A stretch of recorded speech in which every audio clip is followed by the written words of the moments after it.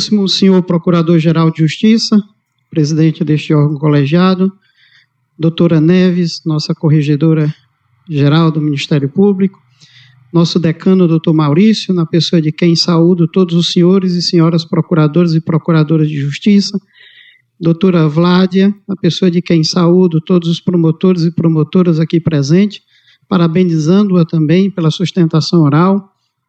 Saúdo também todos os colegas servidores e servidoras do Ministério Público, na pessoa da Pátine.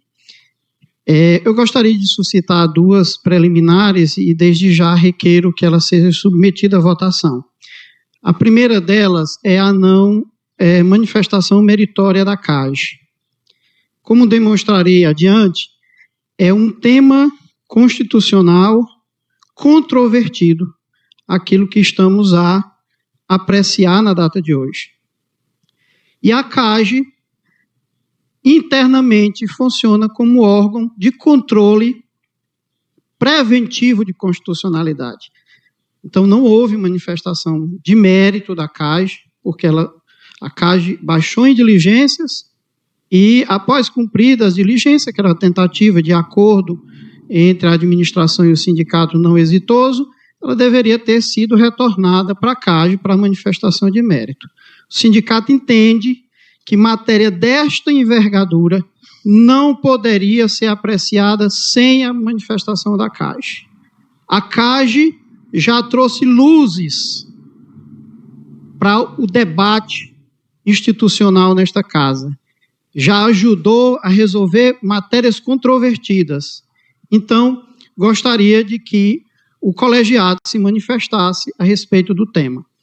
Também sobre o caráter extraordinário da sessão, com todo respeito à prerrogativa de Sua Excelência o Procurador-Geral em convocar a partir de um exame de conveniência e oportunidade.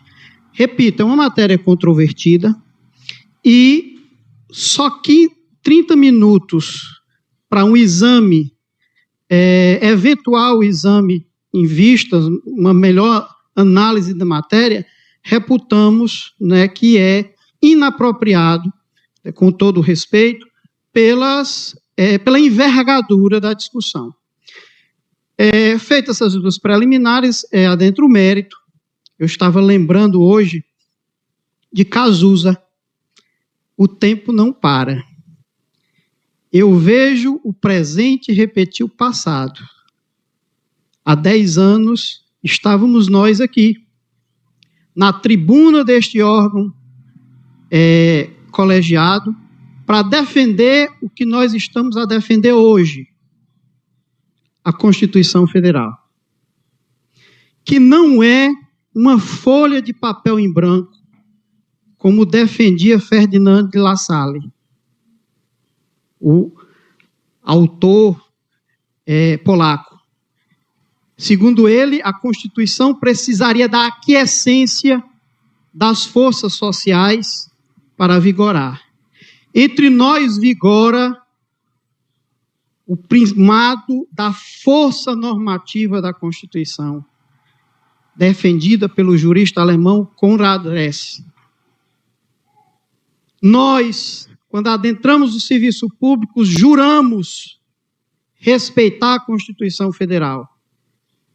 Estou aqui, há 10 anos depois, em nome dos servidores e servidoras do Ministério Público do Estado do Ceará, defendendo o que nós defendíamos há 10 anos.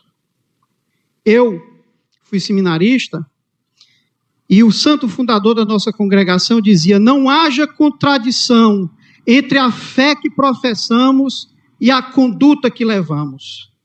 Nós juramos cumprir a Constituição em uma profissão de fé. E nós não podemos encontrar subterfúgio qualquer para descumpri-la. Demonstrarei mais adiante que é um tema altamente controvertido o que está sendo apreciado hoje. E este projeto de lei, com todas as vênias possíveis e necessárias, ela se assenta em pressupostos fáticos e jurídicos equivocados. Os pressupostos fáticos. Primeiro, o problema alegado diz respeito ao cargo de assessor jurídico 1, que já tem um percentual reduzido. Para que mexer no percentual em geral? Segundo, a doutora Vládia colocou os editais desertos. Entre os editais de assessor jurídico 1, entre os editais publicados e os desertos, existiram em 2024, 20, em 2025, 33, e em 2026, 14, somando 67. Juntando os desertos com os 60 e outros cargos que têm provido, nós atingiríamos os 98 do percentual de 20%. E onde é que está essa diferença? Essa diferença está porque a administração não nomeia. Nós nos insurgimos desde a gestão passada, inclusive no CNMP, que o acordo por nós feito estava sendo utilizado para justificar a não nomeação. Tem procedimento no Conselho Nacional do Ministério Público em que a gente questiona o fato da administração não nomear aqueles que manifestam interesse. E ainda temos a situação de abordagens que foram feitas e a administração anterior tinha conhecimento, deveria ter instaurado o processo disciplinar, porque o servidor manifestava interesse e recebia uma abordagem para que desistisse. E a administração nada fez. Então, existem dificuldades que são colocadas pela própria administração para não prover esses cargos. Nós não podemos fazer vista grossa a essa situação. Um outro fato que dificulta é a remuneração.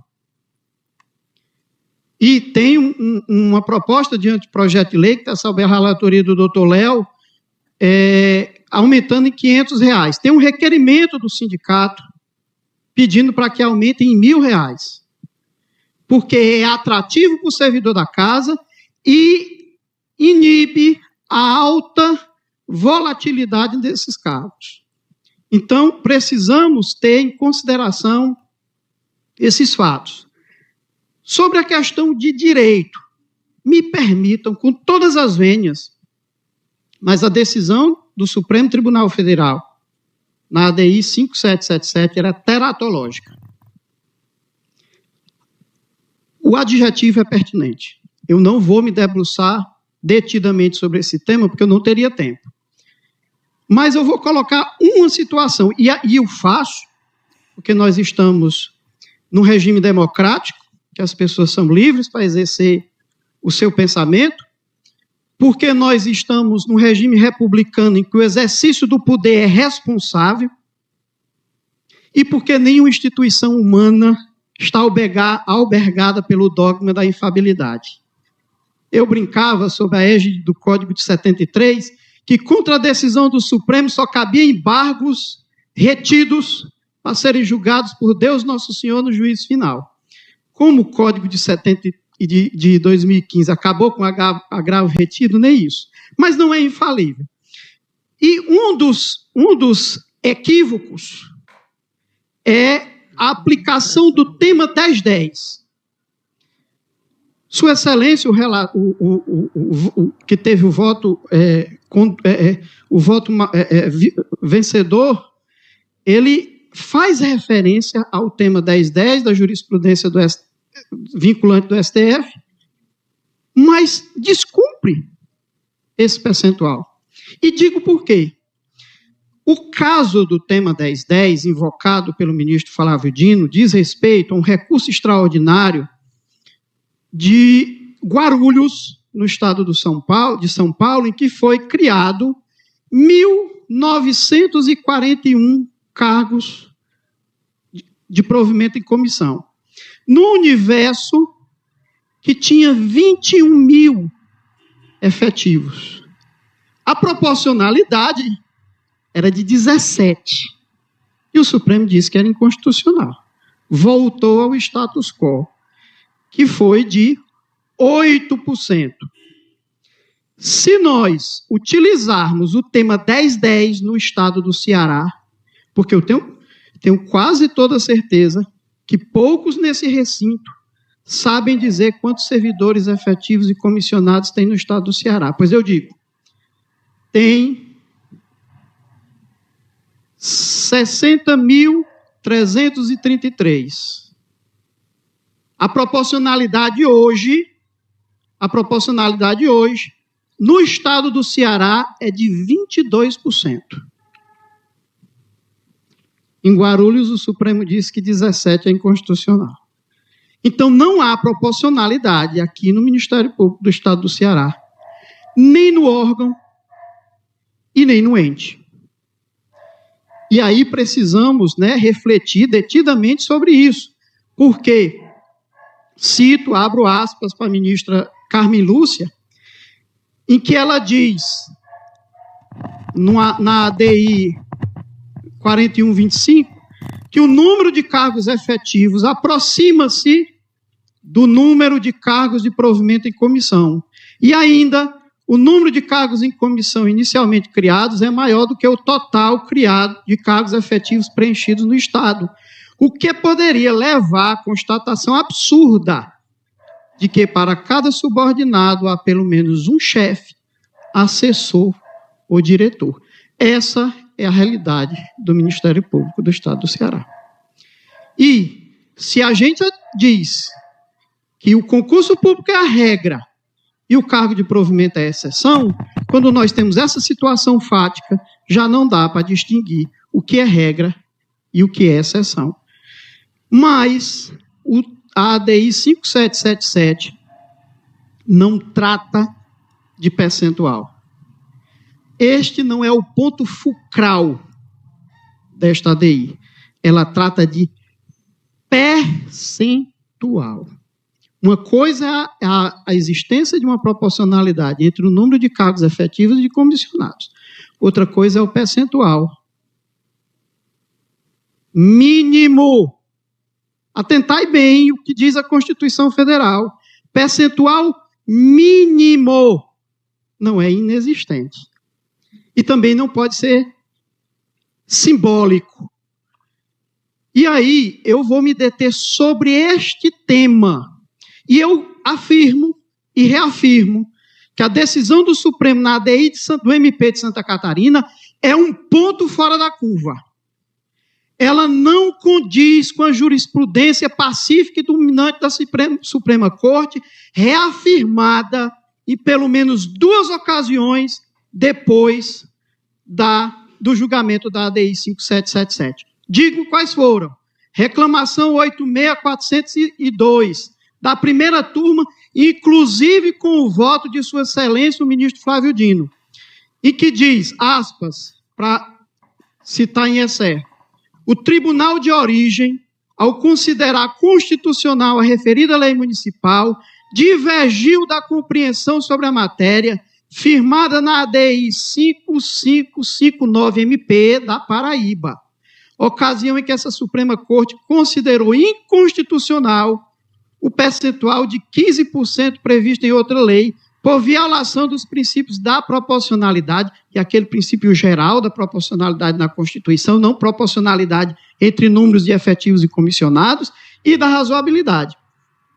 Estes dias, menos de um mês, RI 1.596.704, decisão plenária, com todos os votos, em que o ministro, abre aspas, recurso extraordinário provido para cassar o acórdão recorrido na parte que julgou improcedente o pedido relativo ao artigo 3º, parágrafo 6º da Lei Complementar número tal, do município de Francisco Morato, que reservou 10% dos cargos em comissão a servidores efetivos, e determinar o retorno dos autos ao Tribunal de Origem para novo julgamento. Observada a tese da proporcionalidade do tema 1010 da repercussão geral, e a jurisprudência desta Suprema Corte, que reputa desproporcionais os percentuais reduzidos de reserva, como os de 5, 10 e 15. Repito, a matéria é controvertida, nós estamos sendo assodados. O único Ministério Público depois dessa lei, depois dessa decisão, primeiro Ministério Público que propôs esse anteprojeto de lei. Me desculpe com todas as vênias, mas entendemos que é prematura a discussão. Eu não sou positivista. Não gosto do positivismo político, científico e nem jurídico. Mas Norberto Bobbio refletia. Quem controla os controladores? Quem fiscaliza os fiscais? Outro dia eu estava jantando na cidade de Penaforte, prestando atenção a um grupo de pessoas que conversavam na mesa ao lado. E elas diziam, vamos fazer o concurso aqui porque o Ministério Público está de olho. Está em cima. E quem fica de olho no Ministério Público?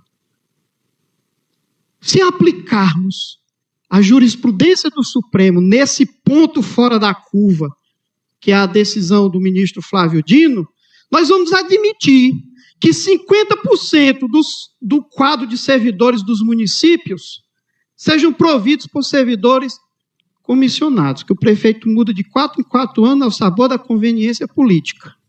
E que desses 50%, nenhum seja servidor efetivo. Vai virar cabide de emprego.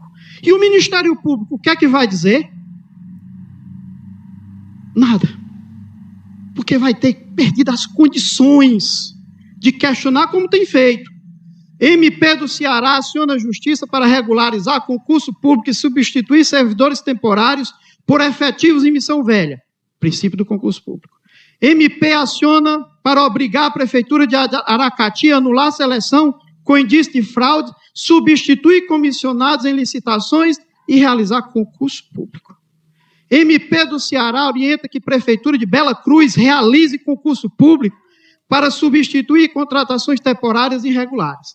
E aí eu não vou cansar os senhores e as senhoras, porque são inúmeras as ações do Ministério Público. Inúmeras. Nós vamos perder as condições morais de questionar isso, ou a Constituição das prefeituras não é a mesma nossa. Essa conta, senhores e senhoras procuradoras e procuradores, essa conta, a conta da coerência, ela nos chegará. Ela não será apresentada pela história. A história é implacável. Então, os fins, eles não justificam os meios. Essa frase é atribuída equivocadamente, né, a Maquiavel. Mas, na realidade, não é Maquiavel que cunha essa frase. É Napoleão Bonaparte nos comentários, em que Maquiavel diz das injúrias que se faz quando é do exercício do poder. E aí Bonaparte diz, moralismo, o sucesso justifica. Por mais nobres que sejam as razões, a violação da Constituição não justifica. Nós temos um concurso vigente com mais de 160 pessoas esperando para ser chamada. Nós temos 50 cargos vagos esperando convocação. Vamos fazer esse trabalho de casa. Vamos nos acostar ao MPU, que é 50%. Vamos acostar a todo o Judiciário da União, que é 50%. Vamos nos acostar ao Poder Executivo Federal, que é 70%. E encerro que há, dizendo, citando